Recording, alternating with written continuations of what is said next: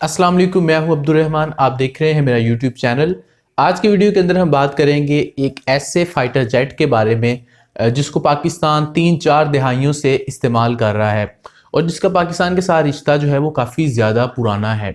सिर्फ पाकिस्तान ही नहीं है जो कि इस फाइटर जेट को यूज़ करता है, बल्कि दुनिया के बड़े बड़े मुमालिक, बड़ी बड़ी जो दिफाई ताकतें हैं, वो भी इस फाइटर जेट के ऊपर दहाइयों से इन्हिसार कर रही है। और इसकी एक काफ़ी बड़ी तादाद है जो आज तक मैन्युफैक्चर की जा चुकी हैं। और पाकिस्तान ने बिलाशुबा जब से ये फाइटर जेट पाकिस्तान के पास आया है, हमारा जो दिफा है वो बहुत ज़्यादा मजबूत हो गया है। हमने बहुत ज़्यादा कामयाबियां हासिल की हैं। यही वजह है कि आज की इस वीडियो के अंदर हम इस फाइटर जेट के बारे में खसूसी तौर पर बात करेंगे। वीडियो में सबसे पहले हम आपके साथ शेयर करेंगे इस फाइटर जेट को पाकिस्तान ने दहशत गर्दों के खिलाफ ऑपरेशंस में भी यूज़ किया। इस फाइटर जेट को कोई भी अहम मौका हो, पाकिस्तान ने इसको लाजमी तौर पर यूज़ किया है। हम कह सकते हैं कि ये फाइटर जेट एक ऐसा फाइटर जेट है जो कि पाकिस्तान का इस वक्त फ्रंट लाइनर है। बिलाशुबा पाकिस्तान के पास JF-17 थंडर की सूरत में अपने इंडिजिनसली बिल्ट बहुत ही अमेजिंग फाइटर जेट्स मौजूद हैं, लेकिन इसके बावजूद पाकिस्तान F-16 के ऊपर काफ़ी ज़्यादा इन्हिसार करता है। इस वीडियो में सबसे पहले हम आपके साथ F-16 के बारे में इंफॉर्मेशन शेयर करेंगे, इसका एक इंट्रो आपके सामने रखेंगे। उसके बाद हम F-16 की पाकिस्तान के साथ जो एक रिलेशनशिप है उसके बारे में आपके साथ डिस्कस करेंगे कि कब पाकिस्तान ने F-16 को बाय किया, क्यों किया, कितने आज तक बाय किए, सारी चीज़ें हम आपके साथ शेयर करेंगे। उसके बाद वीडियो के अंदर हम F-16 की स्पेसिफिकेशंस आपके सामने रखेंगे। तो इस वीडियो को आप एंड तक देखिए और वीडियो के एंड पर आप हमें कमेंट सेक्शन में अपना फीडबैक जरूर दीजिए। सबसे पहले हम आपके सामने F-16 का एक इंट्रो रखते हैं। तो general dynamics F-16 fighting Falcon एक 4th जनरेशन का एक single engine supersonic multi role fighter combat aircraft है, जिसको एक अमेरिकन कंपनी जनरल डायनामिक्स ने US एयरफोर्स के लिए इसको मैन्युफैक्चर किया था। लेकिन वक्त के साथ साथ इस फाइटर जेट ने खुद को एक ऑल वेदर मल्टीपर्पस एयरक्राफ्ट के तौर पर अपनी कैपेबिलिटीज़ को साबित किया और ये बात साबित की कि ये दुनिया का one of the best aircraft है। यही वजह है कि इसको बहुत ज़्यादा मैन्युफैक्चर किया गया और तकरीबन 2020 तक 4604 डिफरेंट वेरिएंट्स के F-16 मैन्युफैक्चर किए जा चुके हैं। इस वीडियो के अंदर हम तमाम F-16 के जो वेरिएंट्स हैं उनको डिस्कस नहीं करेंगे, हम स्पेसिफिकली सिर्फ उन वेरिएंट्स को डिस्कस करेंगे। उन वेरिएंट्स की स्पेसिफिकेशंस हम आपके सामने रखेंगे जो कि पाकिस्तान यूज़ करता है। तो F-16 फाइटिंग फॉल्कन ने पहली मरतबा अनऑफिशियली 2 जनवरी 1974 को उड़ान भरी थी। ये एक अनप्लैंड फ्लाइट थी, जबकि 2 फरवरी 1974 को ऑफिशियली F-16 ने पहली मरतबा उड़ान भरी थी, जिसके बाद 14 अगस्त 1978 को F-16 को US एयरफोर्स में शामिल कर लिया गया और US एयरफोर्स ने इसको बहुत ज़्यादा ऑपरेशंस में और मिशंस में यूज़ किया। हर तरह के हालात में F-16 ने खुद को मनवाया, जिसके बाद पूरी दुनिया के बड़े बड़े ममालिक F-16 को यूज़ करने लगे। 2020 में F-16 को अमेरिका के अलावा दुनिया के 25 ऐसे ममालिक हैं जो कि F-16 को यूज़ करते हैं। अमेरिका के अलावा F-16 को Pakistan, Turkey, Indonesia, Israel, Greece, Poland, Thailand, South Korea और UAE समेत दुनिया के मुख्तलिफ ममालिक F-16 को यूज़ करते हैं। तो ये था एक छोटा था F-16 के बारे में इंट्रोडक्शन। अब हम बात करते हैं F-16 का पाकिस्तान के साथ एक बहुत लंबा रिलेशन है और पाकिस्तान ने इसको क्यों बाय किया था ये हम आपके साथ शेयर करते हैं। पाकिस्तान को हमेशा से ही एक 4th जनरेशन का एक अच्छा एयरक्राफ्ट चाहिए था जो कि पाकिस्तान की जो फ़िज़ाई सरहदें हैं उनकी हिफाजत कर सके, क्योंकि हमारे मशरक़ में भारत हमेशा से ही हमारा एक हरीफ है और हमेशा से ही पाकिस्तान और भारत के दरमियान जो फ़िज़ाई मामलात हैं वो कशीदा ही रहते हैं। इस रीजन के अंदर अमेरिका जो कुछ भी करना चाहे, किसी तरीके का भी एडवेंचर, तो ये पाकिस्तान और अमेरिका की एक तारीख रही है कि हमेशा पाकिस्तान अमेरिकन ब्लॉक में शामिल हुआ है और हमेशा पाकिस्तान और अमेरिका इत्तेहादी रहे हैं। तो सोवियत यूनियन का भी पाकिस्तान और अमेरिका एक ब्लॉक बनकर उन्होंने सोवियत यूनियन का भी मुकाबला किया था।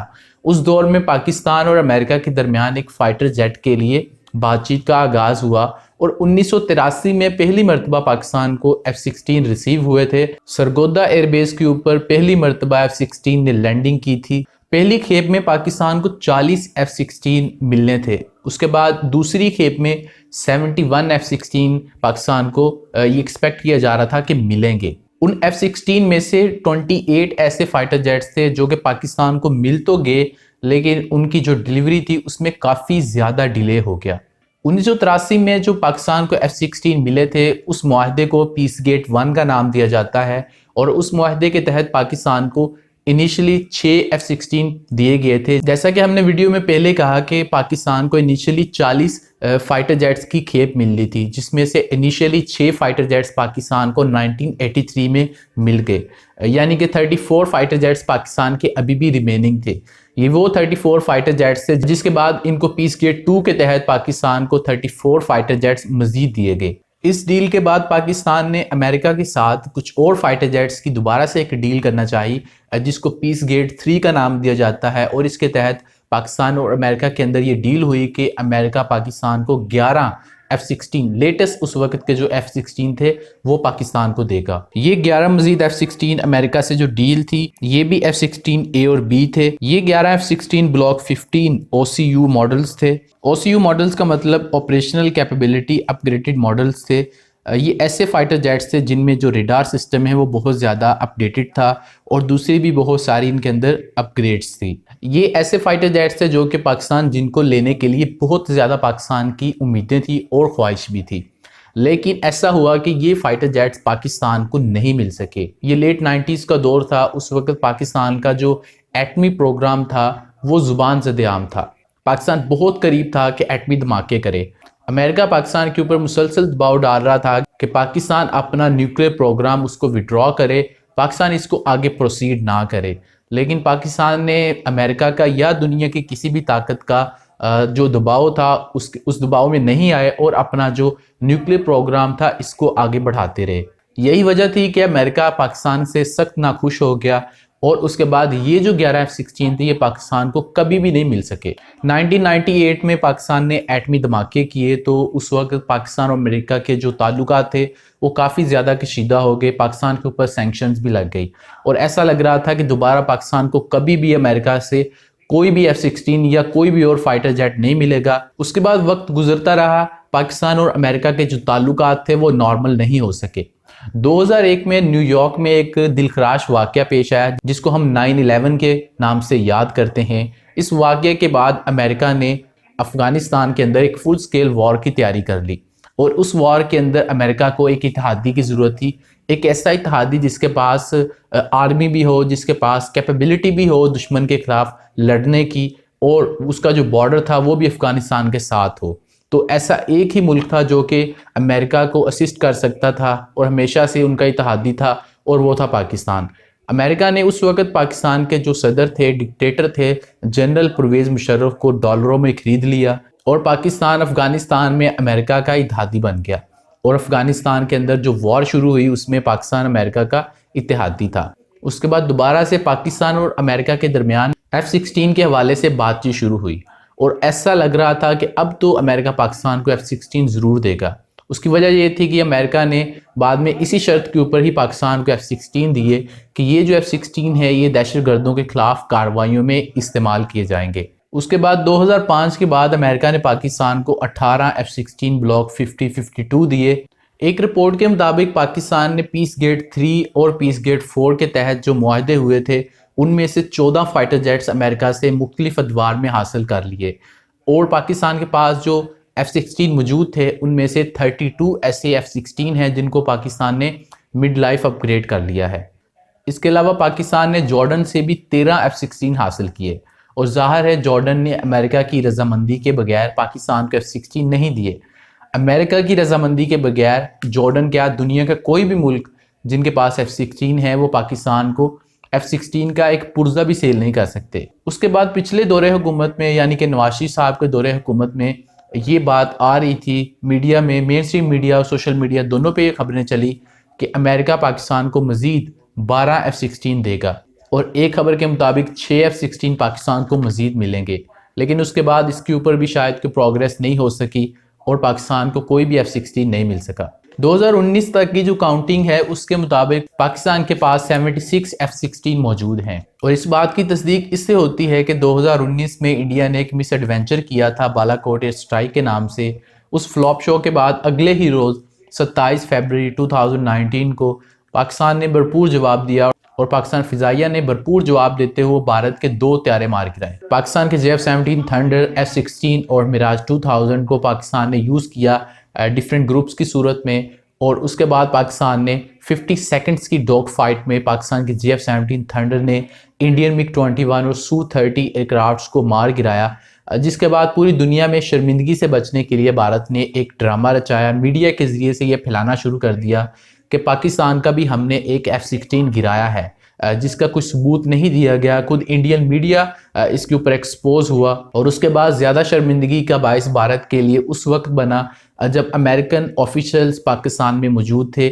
उन्होंने फिज़िकली तमाम के तमाम जो F-16 है उनकी काउंटिंग की, और उसके बाद ये एलामिया जारी किया कि पाकिस्तान के पास जो F-16 है उनके नंबर्स पूरे हैं, कोई भी F-16 मिसिंग नहीं है। तो इस बात से तस्दीक होती है कि पाकिस्तान के पास 2019 में और अब 2020 में भी 76 F-16 मौजूद हैं।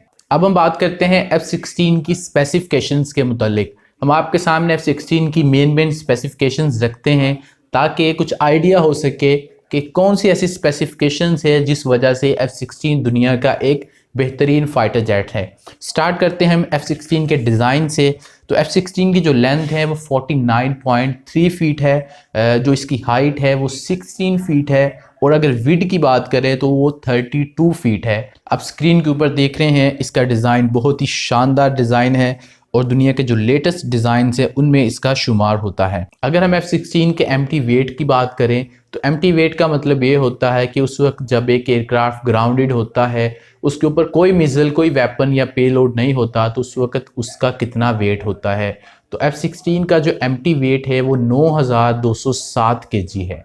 अगर हम बात करें F-16 के मैक्सिमम टेक ऑफ वेट की, तो मैक्सिमम टेक ऑफ वेट का मतलब ये होता है कि उस वक्त जब एक एयरक्राफ्ट के ऊपर पेलोड, उसके मिसाइल्स, तमाम वेपन्स को लगा दिया जाता है तो वो कितने ज़्यादा वेट के साथ टेक ऑफ कर सकता है। तो F-16 का जो मैक्सिमम टेक ऑफ वेट है वो 16,875 kg है, जो कि पाकिस्तान के JF-17 थंडर से तकरीबन 4,000 kg ज़्यादा है।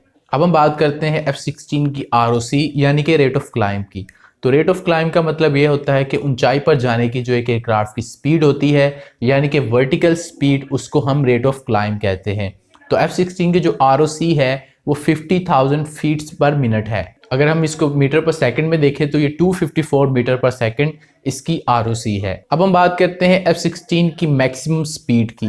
तो F-16 की स्पीड आवाज़ की रफ्तार से 2 गुना ज़्यादा तेज़ है।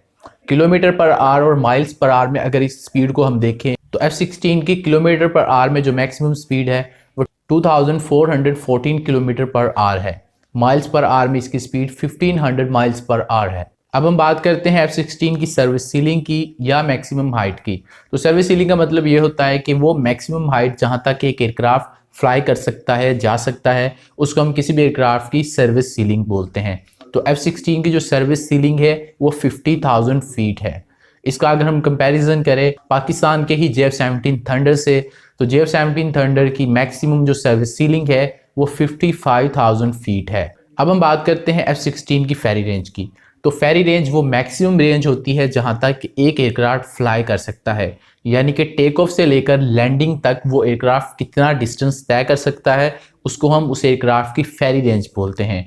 तो F-16 की जो फेरी रेंज है वो 4,220 किलोमीटर है, जो कि अगर हम JF-17 थंडर या रफेल के मुकाबले में देखें तो ये ज़्यादा है। रफेल की जो मैक्सिमम फेरी रेंज है वो 3,700 किलोमीटर है, जबकि JF-17 थंडर की 3,800 किलोमीटर फेरी रेंज है।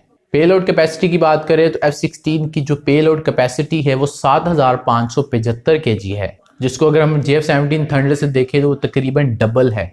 JF-17 थंडर की जो पेलोड कैपेसिटी है वो 3,629 kg है। फ्यूल टैंक कैपेसिटी की बात करें तो F-16 की जो फ्यूल टैंक कैपेसिटी है वो 1,375 kg है। अब हम बात करते हैं हार्ड पॉइंट्स की। तो हार्ड पॉइंट का मतलब ये होता है कि एक एयरक्राफ्ट कितने ज़्यादा वेपन्स को या मिसाइल्स को कैरी कर सकता है, यानी कि अगर एक एयरक्राफ्ट के ऊपर 10 हार्ड पॉइंट्स है तो वो 10 मिसाइल्स को एक टाइम में कैरी कर सकता है।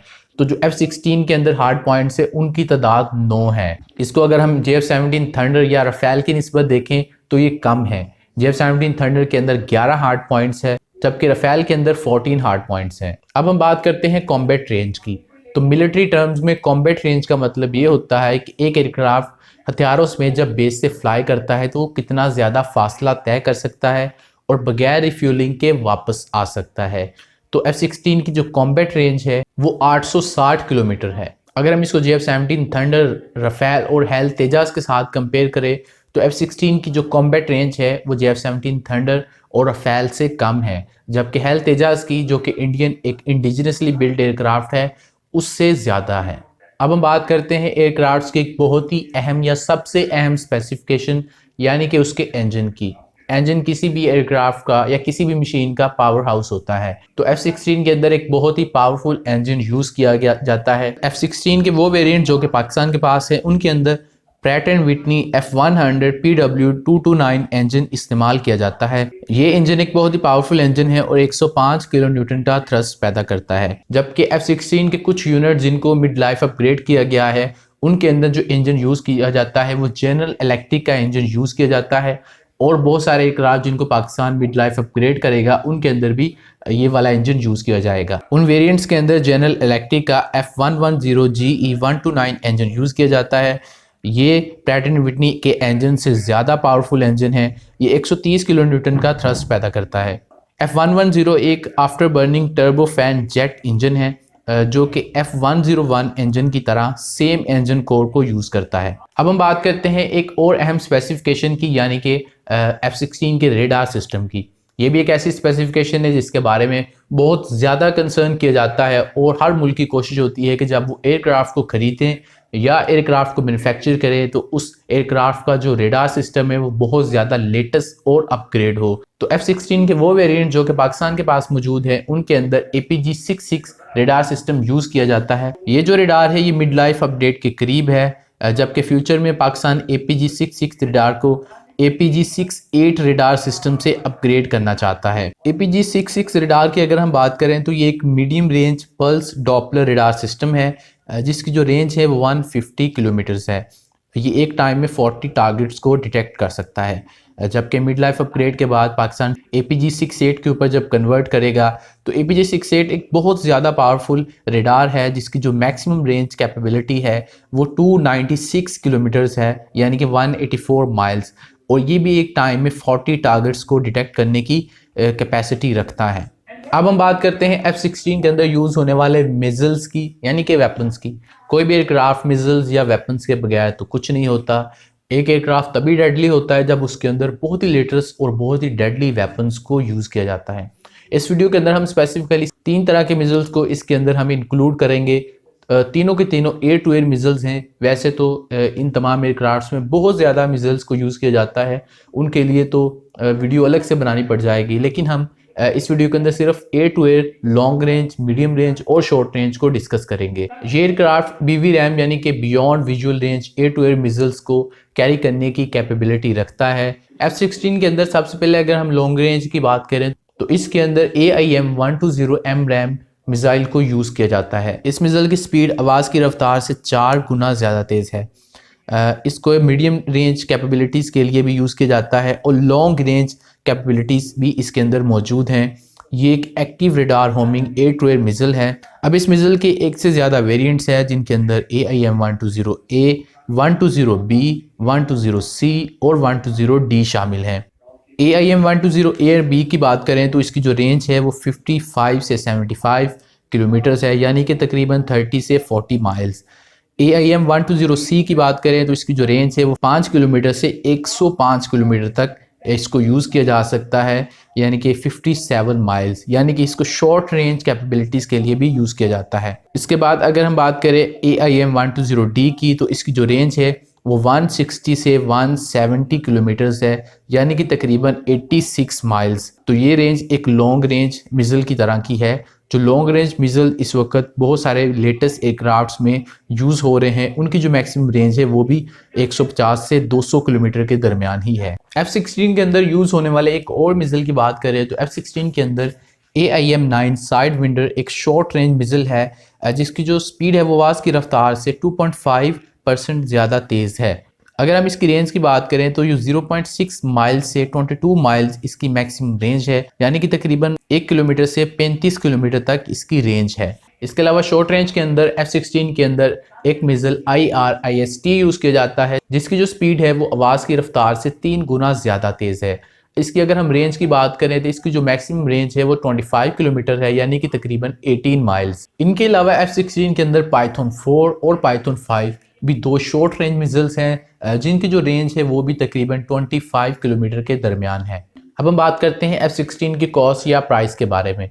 तो F-16 एक ऐसा एयरक्राफ्ट है जो कि एक महंगा एयरक्राफ्ट तस्वुर किया जाता था। अब से तकरीबन 22 साल पहले 1998 में F-16 की प्राइस 15 से 18 मिलियन यूएस डॉलर थी, लेकिन आज के टाइम में हम F-16 की प्राइस के बारे में कोई हतमी बात नहीं कर सकते, क्योंकि दुनिया में कुछ ऐसे ममालिक भी हैं जिन्होंने F-16 को 150 मिलियन यूएस डॉलर में बाय किया हुआ है, और कुछ ऐसे भी ममालिक हैं जिन्होंने 250 मिलियन यूएस डॉलर में इसको बाय किया हुआ है। लेकिन वो वेरिएंट जो कि पाकिस्तान के पास हैं, मुख्तलिफ एक्सपर्ट्स के मुताबिक उनकी जो प्राइस है वो तकरीबन 40 से 50 मिलियन यूएस डॉलर्स है, जबकि मिड लाइफ अपडेट के बाद ये प्राइस काफ़ी ज़्यादा इंक्रीज़ हो जाएगी। अब हम बात करते हैं F-16 के फ्यूचर के बारे में। अगर हम माजी की बात करें तो F-16 ने पाकिस्तान को बहुत अच्छे तरीके से सर्व किया है।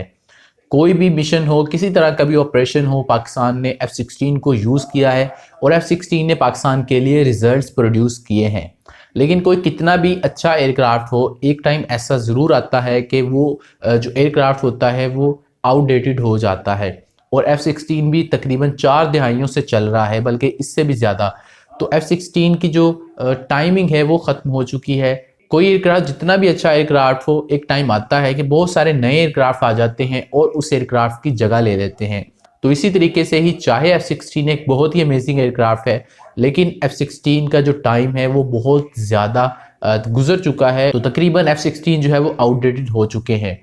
आज की डेट में अगर किसी के पास फाइनेंशियल क्राइसिस नहीं है, अच्छे खासे पैसे हैं किसी मुल्क के पास, तो वो F-16 की तरफ नहीं जाएगा, बल्कि जो नए एयरक्राफ्ट आ रहे हैं वो उनकी तरफ जाएगा। तो पाकिस्तान को F-16 के ऊपर रिलाई नहीं करना चाहिए, और हम इस बात में श्योर है कि पाकिस्तान इसके ऊपर रिलाई कर भी नहीं रहा। इसका वाज़ेह सबूत ये है कि पाकिस्तान ने बहुत टाइम पहले ही अपना खुद का एक इंडिजिनसली बिल्ट एयरक्राफ्ट बना लिया, JF-17 थंडर बना लिया, और अब उसका ब्लॉक 3 आ रहा है। तो पाकिस्तान JF-17 थंडर के ऊपर काफ़ी ज़्यादा इन्वेस्ट कर चुका है।